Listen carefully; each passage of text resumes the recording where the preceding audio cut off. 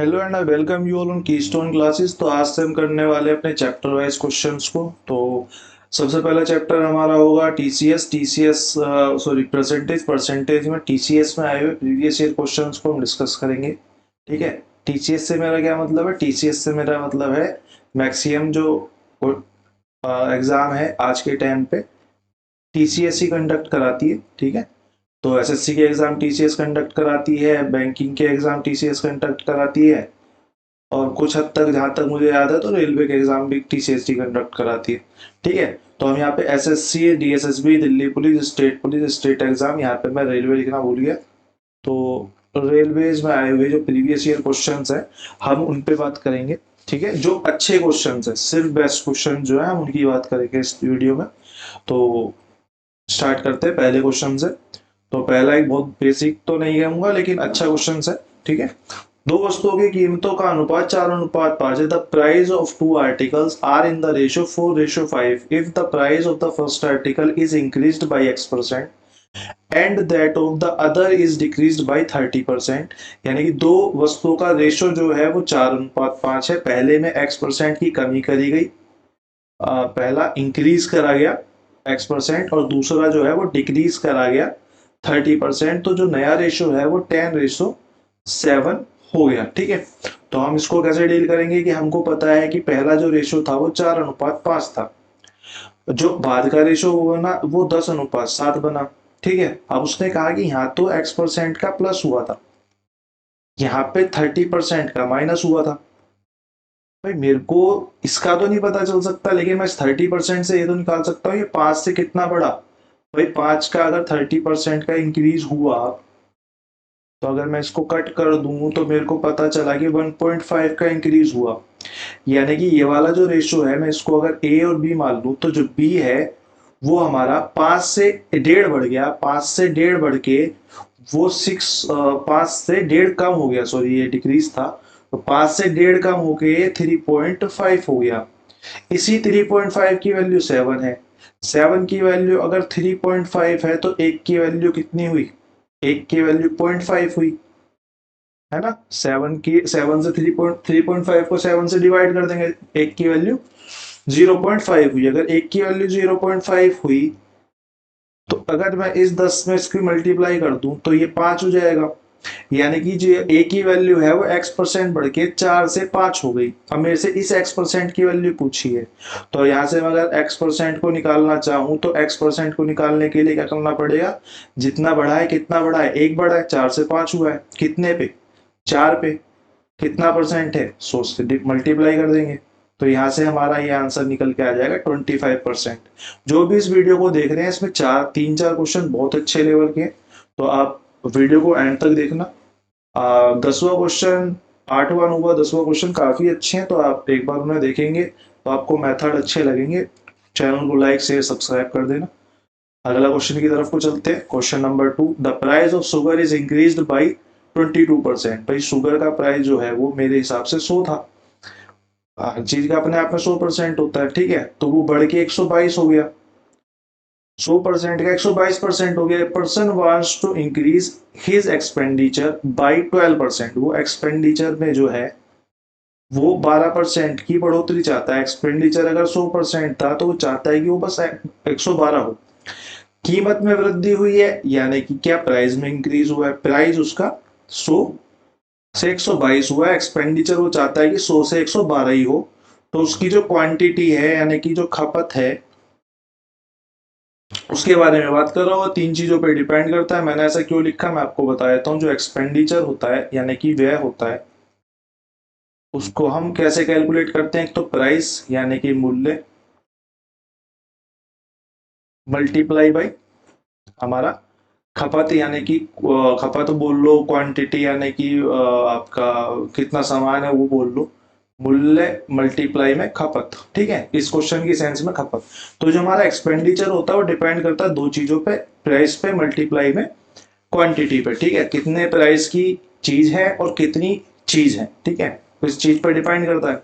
अगर मैं यहाँ पर खपत की बात करूं तो अगर मैं क्वांटिटी यहाँ से निकालना चाहूं तो क्वांटिटी किसके बराबर हो जाएगी? प्राइस नीचे आ जाएगा ई के, तो ई अपोन में पी हो जाएगी। ठीक है। इसी तरीके से मैं यहाँ भी निकाल सकता हूँ भाई, मैंने बोला अगर ये 100 से 122 हुआ, एक्सपेंडिचर 100 से 112 ही हो रहा है, तो मैं इसको एक्स वाई भी लिखूंगा तो वो भी कट जाएंगे। कहीं आपका कुछ डाउट ये हो कि ये तो एक्स एक्स में होगा, ये तो जेड जेड में होगा, ये तो 100 क्यू कुछ करके आएगा फिर, तो वो आपस में सब क्रैक हो जाते हैं। वो पूरी जब कॉन्सेप्ट की क्लास होगी तो मैं आपको एक बार समझा भी दूंगा। तो ये 100 से 122 हुआ, ये 100 से 112 हुआ। अगर मैं क्वांटिटी की बात करूं तो यहाँ पे कितनी क्वांटिटी होगी, ये वाला 100 यानी कि एक्सपेंडिचर का, डिवाइडेड बाय प्राइस का 100, ये होगा। और ये सब रेशो में है, ये सब आपस में रेशो में है। यहां से खपत कितनी हो जाएगी, 112 अपोन में 122, ठीक है। यहाँ से खपत कितनी हो जाएगी, 112 अपोन में 122। अगर मैं इसको और फर्दर लिखना चाहूं तो आप देखेंगे कि यहाँ से तो ये एक ही आ जाएगा। अगर ये एक आ जाएगा तो 122 ऊपर चला जाएगा, तो ये 122 रेशो में, हाँ 122 रेशो में 112 हो जाएगा, ठीक है। अगर मैं इसको और फर्दर लिखना चाहूं, यानी कि जो खपत है वो 122 से 112 हो गई। अब इसने पूछा कि निकटतम उपभोग में कितने प्रतिशत की कमी करनी होगी। मेरे को पता चल रहा है, मेरे को यहाँ पे 10 की कमी करनी पड़ रही है। भाई 10 की कमी करनी पड़ रही है कितने पे, पहले खपत कितनी थी, 122 थी, 122 से डिवाइड कर दिया, और कितने परसेंट के लिए, मैं मल्टीप्लाई बाई 100 कर दूंगा। तो ये मेरा आ जाएगा 500 अपोन में 61, और 61 से काटूंगा तो 6 6 48, 6 निम 54 जाएगा नहीं, 6 48, तो 6 8 48, इससे आगे कहाँ जाएगा फिर ये 48, 488, 12 120 बचेगा, तो 8.2 पे तो नहीं जाएगा, 8.1 है ना, 8.1 यानी कि 61, 61 से बचेगा 59, 59 से फिर चला जाएगा 9 पे। तो मेरे को यहाँ पे निकटतम जो दिखाई दिया वो ऑप्शन दिखाई दिया, option number C. Option number C यानी कि 8.2% मेरा यहाँ पे आंसर हो जाएगा, ये अप्रोक्स में आएगा, ठीक है। तो अगले क्वेश्चन की तरफ को चलते हैं, question number 3। By mistake the reciprocal of A positive fraction got typed in place of itself, and thereby its value got reduced by 175 by 4%. What was the value of fraction? गलती से एक धनात्मक भिन्न का व्युत्क्रम उसके स्थान पर टाइप कर दिया गया, कोई संख्या x थी उसे 1/x टाइप कर दिया गया, ठीक है। इस प्रकार इसका मान 175/4% कम हो गया। 175/4 को मैं क्या लिख सकता हूँ, 175/4 को मैं क्या लिख सकता हूँ, 175/4 को सबको याद होना चाहिए कि 7/16 लिख सकते हैं। 7/16 की कमी आ गई, ठीक है। किसी संख्या में 7/16 की कमी आने का क्या मतलब है, यानी किसी संख्या में 7/16 की कमी आने का यह मतलब है कि संख्या अपने आप का 9/16 हो गई। अगर मैं संख्या को x मान लू, अगर मैं संख्या को x मान लू, रेसिप्रोकल की बात हुई है और यहाँ पे फ्रैक्शन की बात हुई है। फ्रैक्शन तो मैं फ्रैक्शन को 1/x मान लू, ठीक है, ये मैंने लेट करा। अगर ये 1/x है और मैं इसका रेसिप्रोकल लिखता हूं तो इसका रेसिप्रोकल x होगा, सही बात है। तो मैं ये बोल रहा हूं कि जो 1/x है वो बराबर है किसके, वो 9/16x के बराबर है, ठीक है। क्यों, क्योंकि उसमें कमी आने के बाद वो 7/16 हो गई थी, यानी कि वो 9/16 थी, ठीक है। तो यहाँ पे एक्स एक्स यहाँ पे मल्टीप्लाई हो जाएंगे और 16 ऊपर चला जाएगा। अगर मैं क्रॉस मल्टीप्लाई करूंगा, ये 16 ऊपर, ये 9 नीचे, यानी कि 16 बाई में 9 बराबर में एक्स स्क्वायर के। तो एक्स की वैल्यू कितनी आ गई, 4/3, यानी कि ऑप्शन नंबर बी हमारा यहाँ पे राइट आंसर हो जाएगा। अगर किसी भी बच्चे को कोई दिक्कत है, कोई सवाल नहीं समझ में आया, तो आप नीचे कमेंट सेक्शन में एक बार टाइप कर देना, मैं उसका दोबारा से एक वीडियो बना के यहाँ पे डाल दूंगा, ठीक है। क्वेश्चन नंबर 4 की तरफ को चलते हैं। यदि किसी संख्या में पहले 15% की वृद्धि होती है, फिर 15% की कमी होती है, तो इसका परिणाम 782 है। यदि उसी संख्या को पहले 25 कम किया जाए, फिर 25 बढ़ाया जाए, फिर 20 घटाया जाए, तो परिणामी संख्या क्या होगी, ठीक है। इंग्लिश में आप पढ़ सकते हैं, if a number is first increased by 15% then reduced by 15%, it results in 782. If the same number is first reduced by 25%, then increased by 25%, and again reduced by 20%, then what will be the resulting number, ठीक है।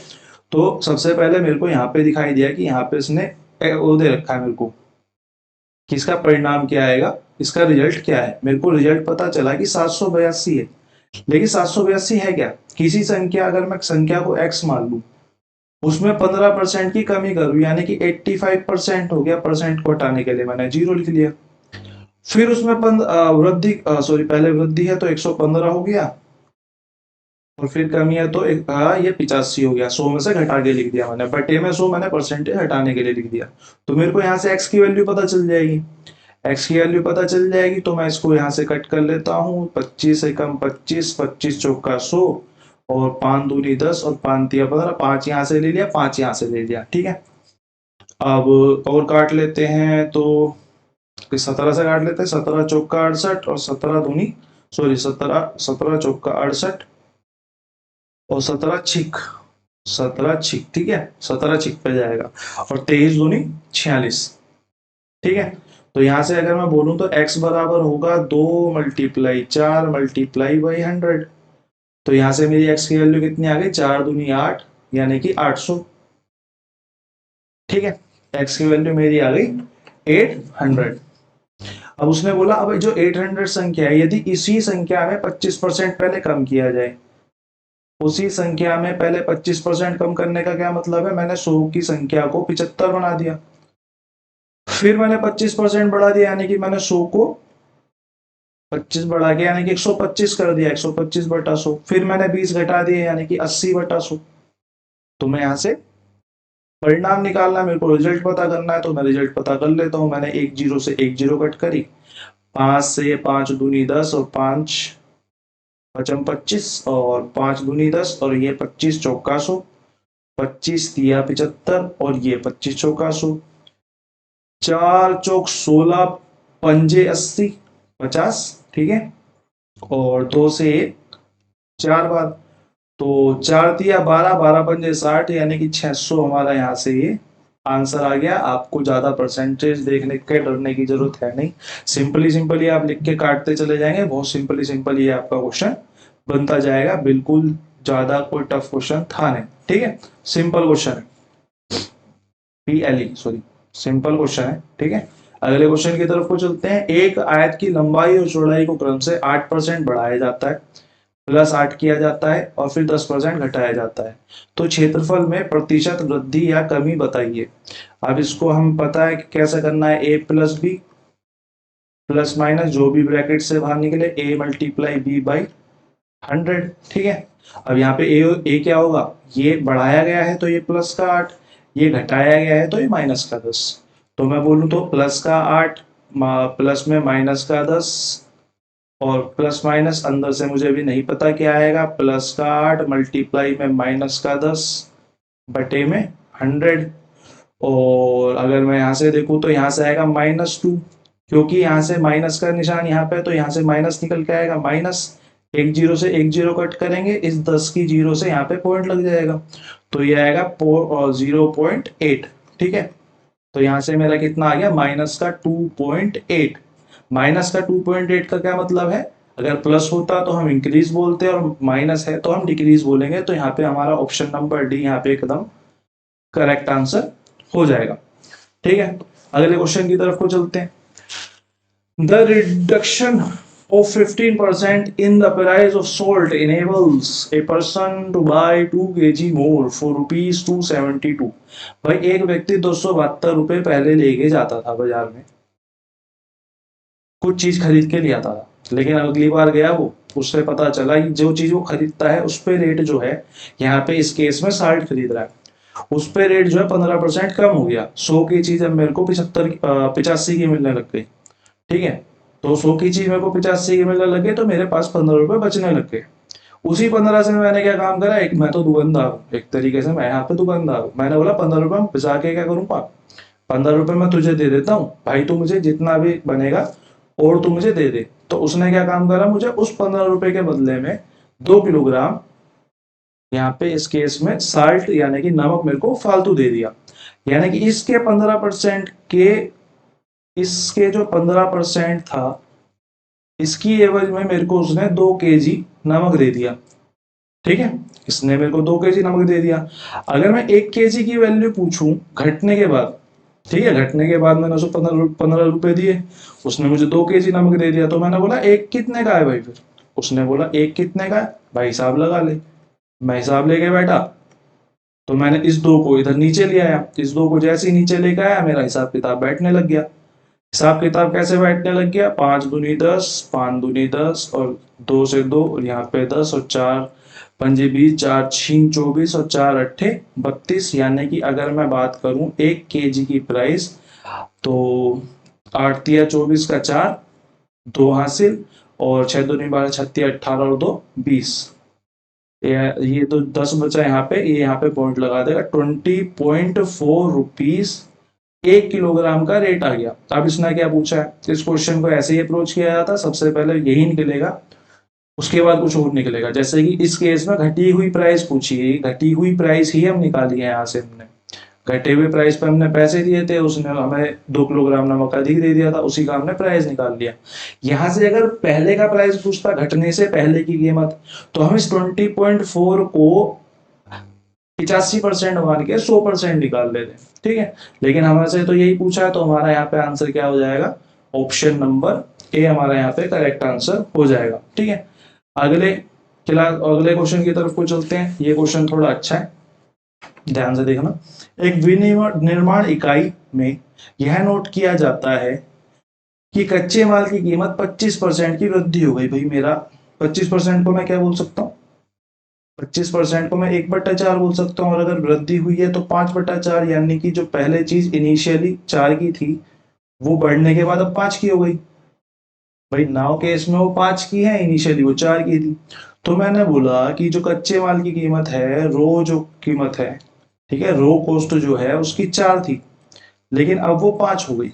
अब उसने मेरे से कहा कि श्रम की जो लागत है, यानी कि जो उसकी लेबर है, लेबर कॉस्ट है, लेबर कॉस्ट जो है वो पहले 30% लगा करती थी। किसकी 30% लगा करती थी भाई? श्रम की लागत कच्चे माल की लागत के 30% लगती थी, जो कि अब 38 हो चुकी है, जो कि 30 से बढ़ के 38 हो गई है। मैंने बोला तो परसेंटेज की बात हो गई। अगर 4 का 30% लगेगा, अगर 4 का 30% लगेगा तो कितना लगेगा? अगर वो 4 का 30% लगाना चाह रहा है, तो यानी कि वो 1.2 प्लस करना चाह रहा है।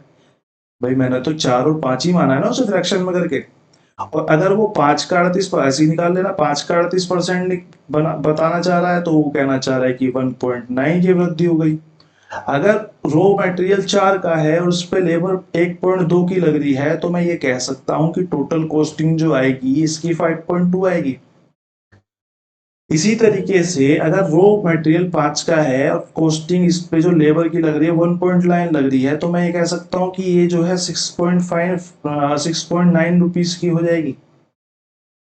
मैं यहाँ पे से रुपए में मान लेता हूँ। टोटल कॉस्ट जो है यहाँ पे 5.2 लग रही है, और अब बढ़ने के बाद 6.9 लग रही है। लेकिन इसने तो कुछ और ही पूछा है।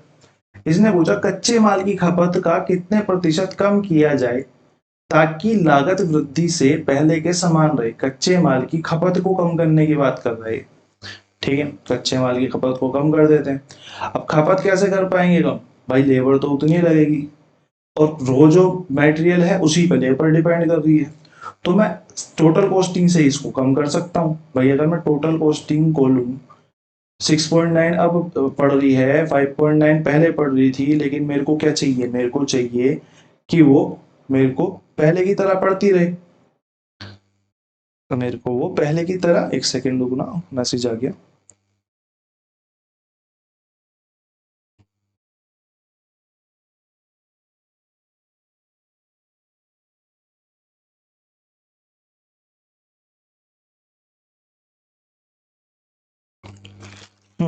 तो मेरे को क्या चाहिए? मेरे को चाहिए कि वो पहले की तरह पढ़ती रहे।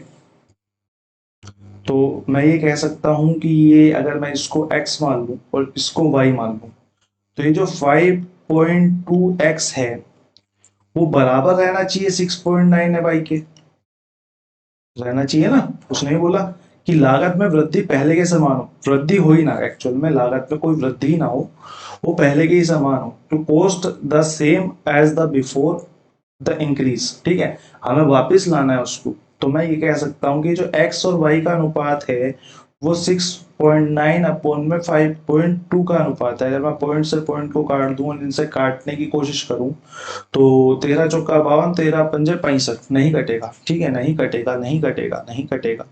तो मैं यहाँ से इसको इरेजर ले लेते हैं जरा। हाँ, इरेजर कर दिया हमने। ये नहीं कटेगा, ठीक है। तो नहीं कटेगा, तो मैं ये क्या कहना चाह रहा हूँ नहीं कटने से, तो जो एक्स और वाई का अनुपात है वो 6.9 अपॉन में 5.2 है। मेरे को इसे 5.2 पे वापस लाना है, तो मेरे को 6.9 में से कुछ घटाना पड़ेगा, या इसको यहीं समझ लो। इतना एक्स और वाई करने की जरूरत भी नहीं है इसमें, आप इसको यहीं पे ऐसे ही समझ लो कि भाई कॉस्टिंग जो है वो 6.9 हो गई, लेकिन उसे करनी कितनी है, उसे करनी वापस 5.2 है। भाई उसे पहले के उसमें बराबर पे लाना है, इसको एक्स को भी मिटाना पड़ेगा। फालतू में चीजें लिख देता हूँ कभी कभी ना मैं, समझाने के चक्कर में। तो इसको 5.2 पे वापस लाना है, 6.9 को तो कितना कम करना पड़ेगा भाई, मेरे को यहाँ पे पता चला है इसे 17 यानी कि 1.7 कम करना पड़ेगा, रिड्यूस करना पड़ेगा। 1.7 किस पे कम करना पड़ेगा, वो 6.9 पे कम करना पड़ेगा।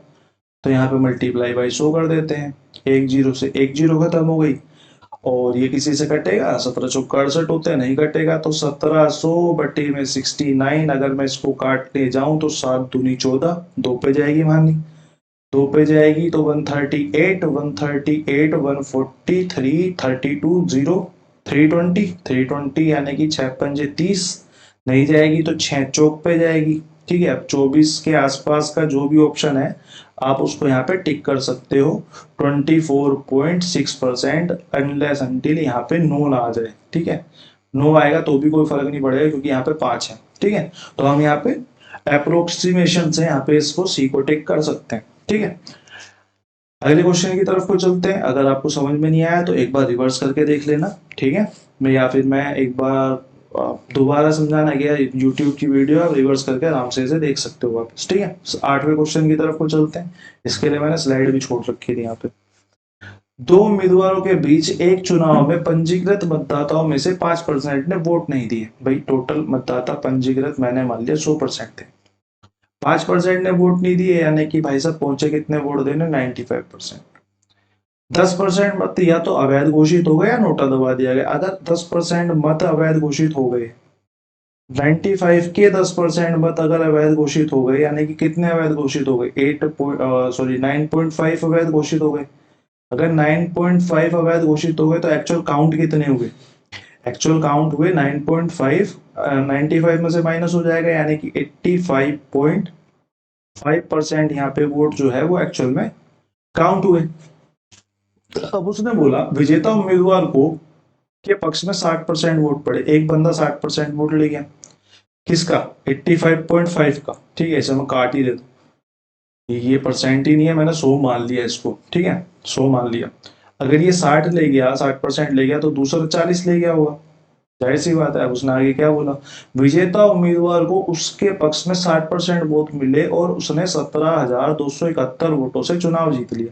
भाई चुनाव जीतेगा जो, यानी कि इन दोनों के वोट बराबर होने के बाद जितने फालतू वोट पड़ेंगे, यानी कि इन दोनों के बीच में अगर 20% मेरे को यहाँ पे दिख रहा है मार्जिन, इसी की वैल्यू ये जो कह रहा है वो कह रहा है 17,271 वोट है एक्चुअल में। ठीक है, यानी कि अगर 20% की वैल्यू 17,271 है तो मैं 100% की वैल्यू मल्टीप्लाई बाई 5 कर देता हूं। नहीं नहीं नहीं नहीं, मल्टीप्लाई बाई 5 नहीं होगी, सॉरी, ये तो अभी 85.5% निकल के आएंगे। अगर मैं यहाँ से 20% इनको बोल रहा हूँ तो यानी कि ये 85.5 का 20% है। ठीक है, 85.5% का 20% है, 17,271।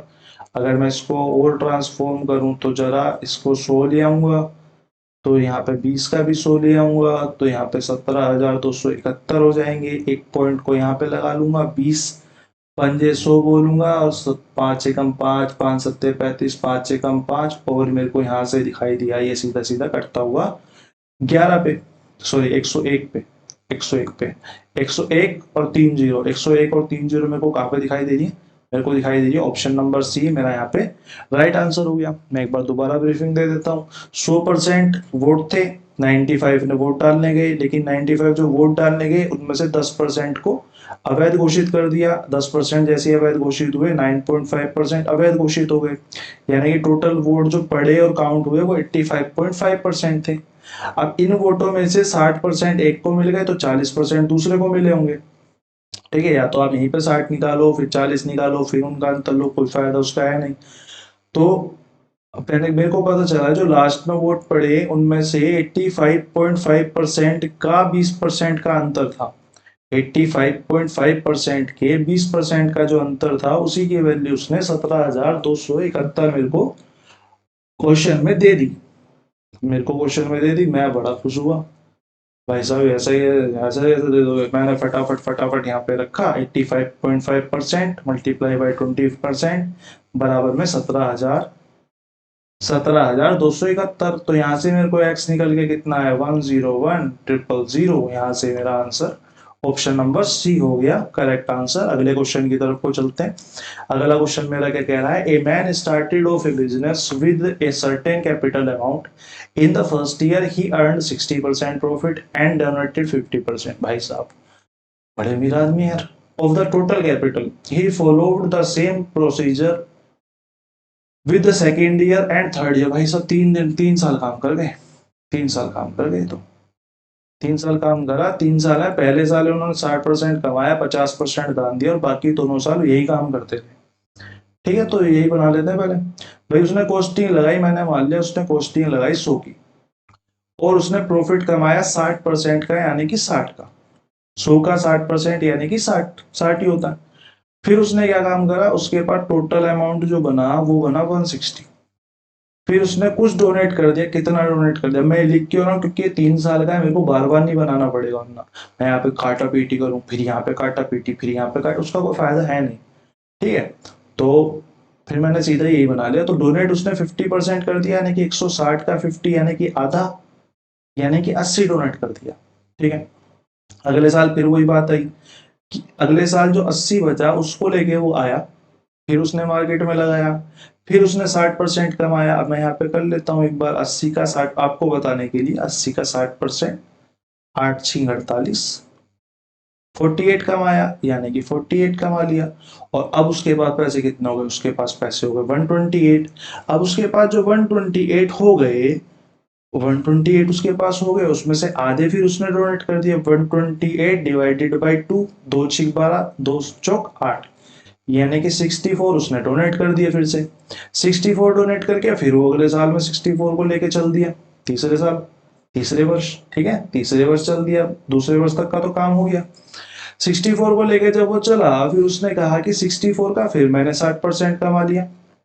बड़ा कंसिस्टेंट आदमी है, लेकिन लेविश लाइफ जीता करते। तो 6×4 = 24 का 4, 2 हासिल, 6×6 = 36 और 2 38, 38.4 फिर उसने कमा लिए। 38.4 जैसे ही उसने कमाए उसके पास जो टोटल हुआ वो कितना हो गया, उसके पास टोटल अब 102.4 हो गया। ठीक है, हाँ 8×4 = 12, ठीक है 102.4 हो गया। फिर उसने आधे दान कर दिए, आधे दान करते 2×5 = 10, 2×1 = 2 और 2×2 = 4, 51.2 फिर उसने दान कर दिए। अब उसने 51.2 दान कर दी और 51.2 ही इसके पास बचा। अब मैं आगे की लाइन पढ़ लेता हूँ। यदि 3 वर्षों के अंत में उसके पास 15,360 रुपए शेष बचे, हमारे हिसाब से 51.2 बचे, इसके हिसाब से 15,360 बचे, तो वह प्रारंभिक वर्ष में कितने पैसे लेके आया था। इस 100 की वैल्यू पूछ रहा है, कितने पैसे लेके आए थे बाबूजी, कितने पैसे लेके आए थे। 51.2 की वैल्यू इतनी है तो 100% की मेरे को वैल्यू निकालनी है। तो 15,360 अपॉन में 51.2 मल्टीप्लाई बाई 100, एक जीरो को यहाँ पे जरा चिपका देते हैं, फिर इनको किससे काट लेते हैं। ये पूरा का पूरा कट गया 3 से, पूरा का पूरा ही 3 से कट गया, तो ये हमारा आ गया 30 और 1 2 3, 30,000 मेरा जिस ऑप्शन में होगा, ऑप्शन नंबर बी यहाँ पे मेरा राइट आंसर हो जाएगा। ठीक है, बहुत इजी वे में समझा दिया, बहुत अच्छा क्वेश्चन था, बार बार रिवाइज कर लेना, समझ लेना चीजों को। अगले क्वेश्चन की तरफ को चलते हैं। ये आज की क्लास का हमारा 10वां क्वेश्चन आखिरी होगा। 3 से 4 पार्ट्स में परसेंटेज आपकी फिनिश हो जाएगी। 3 से 4 पार्ट लगेंगे, अच्छे अच्छे क्वेश्चन यहाँ पे मैं निपटा दूंगा। जो प्रीवियस ईयर में आए हैं, ऐसे नहीं मैंने अपने मन से बनाए, जो प्रीवियस ईयर में आए हैं ऐसे अच्छे अच्छे क्वेश्चन मैं यहाँ पे आपके निपटवा दूंगा, ठीक है। और ये 10वां क्वेश्चन है, आखिरी क्वेश्चन देख लेते हैं आज की क्लास का। काफी लेट हो गया मुझे भी रिकॉर्ड करते करते, बहुत दिन हो गए थे डाले हुए। तो a fruit seller sales 45% of the oranges that he has alone with one more orange to a customer. He then sells 20% of the remaining oranges and two more oranges to a second customer. He then sells 90% of the now remaining oranges to a third customer and is still left with 5 oranges. How many oranges did the fruit seller have initially? एक फल विक्रेता है, उसने 3 अलग अलग लोगों को fruit बेचे। उसने क्या काम करा, 45% बेचा और एक फालतू दे दिया, 20% बेचा और उसके साथ दो और दे दिए, फिर बचे हुए का 90% बेचा, फिर उसके 90% बेच दिया, फिर उसके बाद जो बचा, वो जो बचा वो 5 ऑरेंज बचे। भाई इसको हम कहते हैं रिवर्स केस, ठीक है। रिवर्स केस, ये आपने वो साइकिल खरीदने वाला क्वेश्चन कभी ना कभी करा ही होगा किसी ना किसी किताब में। साइकिल ए ने बी को बेचा, बी ने सी को बेचा, सी ने डी को बेचा, ऐसे करके फिर उसका रिवर्स केस आता था कि डी के पैसे उसने दे दिए, फिर पीछे आते चले जाओ, ठीक है। उसी का ये अच्छा वाला क्वेश्चन कह सकते हैं, उसी पैटर्न पे अच्छा क्वेश्चन है। यहाँ पे आप वो साइकिल का मेथड लगा नहीं पाओगे, एक के बाद एक के बाद एक पे लगाते चले जाओ, क्योंकि यहाँ पे क्वांटिटी में से निकाल के कुछ परसेंटेज दे रहा है और कुछ क्वांटिटी दे रहा है, दोनों चीजें दे रहा है यहाँ पे। परसेंटेज भी दे रहा है और क्वांटिटी भी दे रहा है। जब परसेंटेज और क्वांटिटी दोनों दे रहा है तो आप उसको डायरेक्ट लगा नहीं पाओगे। यहाँ इस केस में हम क्या करेंगे, इस केस में हम रिवर्स जाएंगे, इसका नाम ही रिवर्स केस ही रख देते हैं, इसका नाम ही रिवर्स केस है। तो इस केस में हम रिवर्स जाएंगे। अब हम लिख लेते हैं उसने क्या क्या करा। भाई मैं समझाने के लिए लिख देता हूँ, 45% उसने दिए और प्लस में एक दिया, उसके बाद 55% बच गए, ठीक है। अभी जो रिमेनिंग 55 था इसका उसने बोला, उसको उसने 20% बोला सीधा, शेष का 20% उसने बेच दिया, प्लस ने उसमें दो और बेच दिए। अब उसके पास यहाँ पे जो शेष बच रहा था ये 55% एक्चुअल में, तो इसका जो शेष बच रहा था उसका इसके पास कितना बच गया, 80% बच गया, ठीक है। 80% माइनस में 2, ये इसके पास यहाँ पे रिमेनिंग हो गया। अब उसके बाद जो यहाँ पे क्योंकि यहाँ पे माइनस है ना, 55% -1, तो हम यहाँ पे 55% का 20% निकाल के नहीं लिख सकते, ये चक्कर है, ठीक है। फिर उसने तीसरी बार क्या काम करा, तीसरी बार उसने 90% बेचा, प्लस में कुछ नहीं बेचा, उसके बाद 10% बचा। अब इसी 10% की जो वैल्यू है मेरे को इसने बोली है 5 ऑरेंजेस है। अगर 5 ऑरेंज 10 की वैल्यू है तो मैं ये बोल सकता हूं, अगर ये 10% की वैल्यू ये है तो 100 की 50 होगी, 100 की 50 होगी। तो यहां तक जो ऑरेंज ये लेके आया, यहां तक जो ये ऑरेंज लेके आया वो ऑरेंज हो गए मेरे 50। अब यहाँ पे क्या हो रहा था, यहाँ से वो ऑरेंज 50 लेके गया था, लेकिन 50 लेके कब गया था, उसके पास रिमेनिंग 80 बचते अगर वो 2 संतरे ना देता। तो मैं क्या काम करता हूँ, मैं 50 + 2 कर देता हूँ। तो 80% की वैल्यू यहाँ पे कितनी हो जाएगी, 50 + में 2, 50 + में 2, तो 100% की वैल्यू कितनी हो जाएगी, 52 बटे में 52 मल्टीप्लाई में 100 अपॉन में 80, यानी कि अगर मैं इसको काटूंगा तो 4 4 4 एकम 4 4 दिया 12, 13 पंजे 13 पंजे 65, 13 पंजे 65 होता है भाई। सॉरी, 20 चौक 80, 4 एकम 4 4 दिया 12, 100% कितना हो जाएगा, 65। यानी कि यहाँ पे जो मैं लेके आया था, यहाँ पे जो मैं संतरे लेके आया था वो 65 संतरे थे, वो संतरे कितने थे, वो 65 संतरे थे। अब इस वाली कंडीशन पे यहाँ पे आ जाते हैं, यहाँ पे जो मैं लेके आया था वो एक्चुअल में कितने थे, इसने 45% प्लस में 1 तो इसने दे ही दिया था। एक्चुअल में जो 55 मिनट में बचना चाहिए था उसकी वैल्यू 65 होनी चाहिए थी, लेकिन 55 थोड़ी ना बचा था, उसने एक और फालतू भी तो दे दिया था, एक और फालतू दे दिया था। अगर वो ना देता तो 55 होता, तो मैं ये कह सकता हूँ कि 55% जो है वो बराबर में एक्चुअल है 65 प्लस में 1 के, 66 के। अगर 55% 66 के बराबर है तो 5% कितने के, 6 के बराबर है। तो 100% कितने के, 20 की मल्टीप्लाई हो जाएगी दोनों तरफ, तो 120 के बराबर है। तो ये मेरा क्वेश्चन का यहाँ पे आंसर हो गया कि शुरू में उसके पास 120 संतरे थे। मैंने बहुत अच्छे से समझा दिया है। अगर किसी को फिर भी समझ में नहीं आया, एक बार रिवर्स देख लो, दोबारा से देख लो, तीसरी बार देख लो, फिर भी ना आए एक बार दोबारा से कमेंट कर देना। मैं यहाँ पे इस क्वेश्चन को एक बार दोबारा करा दूंगा, ठीक है। तो आज के लिए इतना ही रखते हैं। मैंने और भी स्लाइड्स बना रखी है लेकिन टाइम बहुत हो गया, तो आज के लिए बस इतना ही रखते हैं। Thank you.